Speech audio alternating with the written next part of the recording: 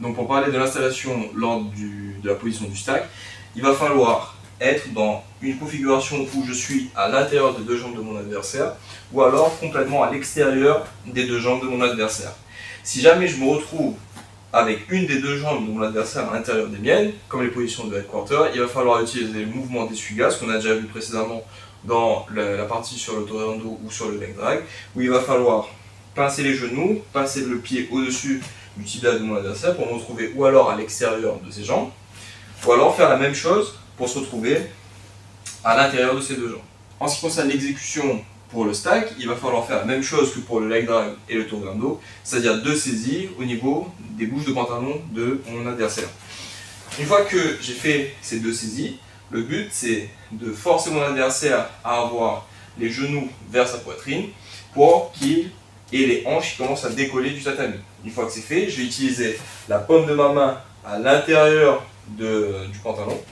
pour pouvoir pousser et envoyer ses deux jambes derrière sa tête.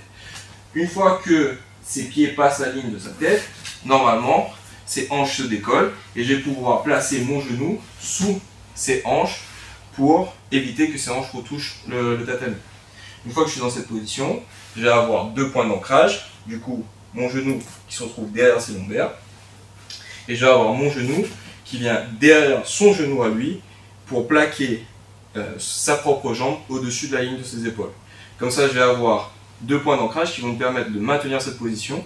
et pouvoir la garder sans que mon adversaire puisse récupérer sa garde. Une fois que je me suis installé dans ma position du stack avec les hanches de mon adversaire qui sont complètement décollées du tatami et qu'il a son poids qui repose directement sur sa nuque, ici je vais avoir plusieurs façons pour finaliser la technique. Ou alors je peux attaquer le leg drag en contrôlant la jambe la plus loin et en tirant la jambe la plus loin vers moi pour gagner ici ma position de leg drag et ensuite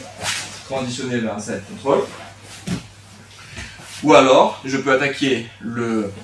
la jambe qui est plus proche de moi en utilisant ma main comme si elle était une cuillère